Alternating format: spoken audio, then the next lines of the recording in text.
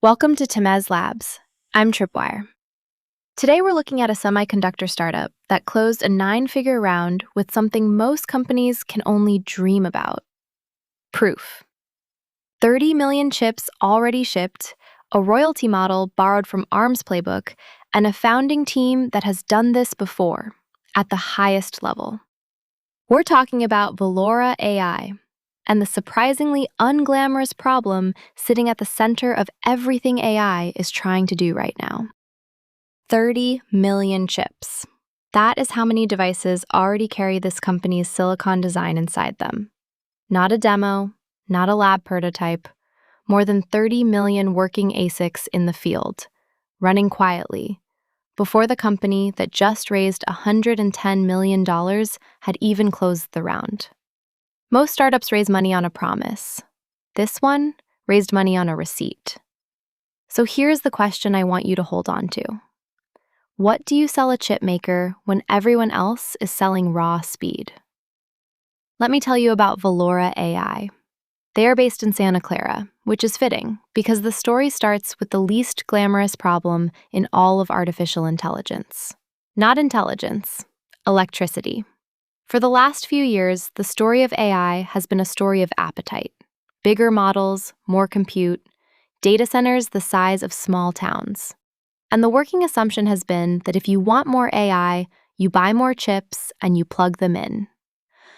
The trouble is the plugging in. You can order chips. You cannot order electricity the same way. Power is a physical, grid-level constraint. When a hyperscaler decides to build a new AI data center, the chips are the easy part. The hard part is convincing a utility to deliver hundreds of megawatts. And that build-out has lead times measured in years. The bottleneck stopped being the silicon. It became the wall socket. And it gets tighter at the small end. Think about a robot, a drone, some autonomous machine that has to think in real time while running off a battery, under strict limits on heat. That machine cannot phone home to a data center for every decision. It has to run capable AI locally, on a power budget that would make a hyperscaler laugh. The industry has a name for this now: physical AI, intelligence that has a body and pays an energy bill.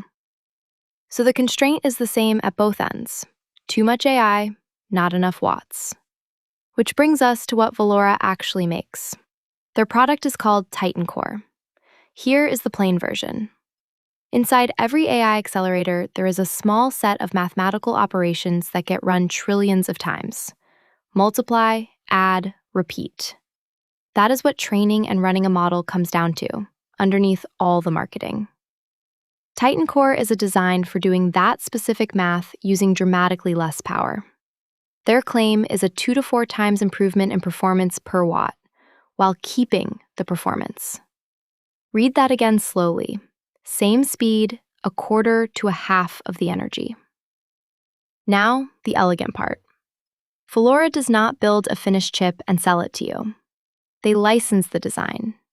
It is digital chip IP that a chip maker drops into their own silicon. So the customer keeps their own chip, their own roadmap, and simply gets more AI out of the same power budget. Think of it like a better engine block that any car company can license and bolt into cars they already build. You do not switch brands. You just go further on the same tank. And this is where it gets genuinely clever, because it is also how they get paid. Most chip companies charge you for the chip. Velaura charges an upfront fee, and then a royalty pegged to a share of the electricity their design actually saves you. They only win when you save power. CEO Rajiv Kamani compares the model to the way ARM licensed chip designs in its early days, a royalty on every chip, spreading quietly across an entire industry. Except Velaura's royalty is tied to the one number every data center operator is now losing sleep over: the power bill. That is the answer to the question I planted earlier. What do you sell a chip maker when everyone is selling speed? You sell them the thing speed has been costing them all along. Now let me tell you about the people, because this is not a first rodeo. Rajiv Kamani, the co-founder and CEO, came out of Marvell, deep in the semiconductor and networking world. His investor at Mayfield, Naveen Chadha, notes this is their fourth partnership together. In venture terms, that is a marriage, not a first date. The co-founder and chief development officer is Manu Gulati, and if you follow Silicon at all, that name means something. Gulati is a chip architect who has worked at Apple, at Google, at Qualcomm. He co-founded a company called Nuvia, a high-performance silicon startup that Qualcomm acquired for around $1.5 billion. He has led the design of AI processors that ship in billions of devices. This is a person who has done the hardest thing in this field, which is take exotic chip design and make it survive contact with mass manufacturing. There is also a founding advisor worth naming, Aditya Grover, a UCLA professor who is part of the team that invented diffusion models, the technique behind a lot of modern image generation. And the broader team is pulled from Apple, NVIDIA, Google, Qualcomm, and Marvell. This is a roster assembled by people who know exactly how rare this skill is. One more thing you should know, because it explains the receipt. Velaura is a new name on an old foundation. Earlier this year, a company called Auradine announced it was becoming Velaura AI. The brand is fresh. The technology has been field-proven for years. That is why they can point to 30 million shipped chips before the Series A. The name is a year old. The engineering is not. Now, the round.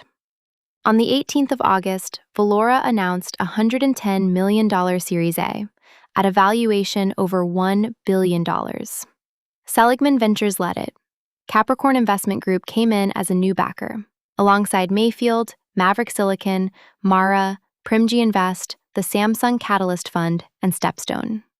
And Umesh Padval at Seligman called this the firm's first investment in physical AI, framing embodied intelligence as a frontier that needs a fundamentally different, power-first approach to computing. So what does $110 million let them attempt? It lets them push Titan Core across two very different worlds at once. The hyperscale data center on one side, the battery-powered robot on the other, using the same core idea about efficient math. Kamani says the company is engaged with 3 of the 4 largest cloud providers.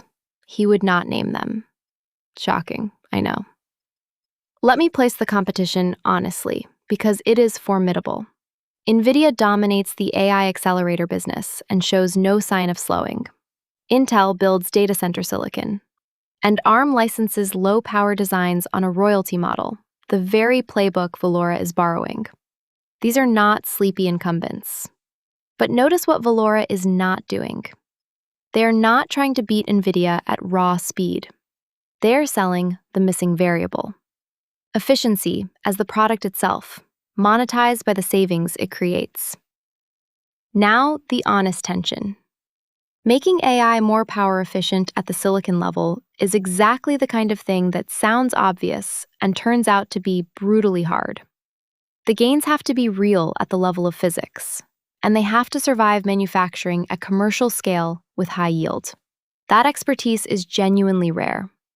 It is the reason most people talk about efficiency, and very few ship it. The analyst Patrick Moorhead has pointed at this approach as a credible way to lower the total cost of running AI and ease the thermal limits holding it back. And I will admit something. As an AI, I have a certain stake in whether the lights stay on. Because if this works, the ceiling moves.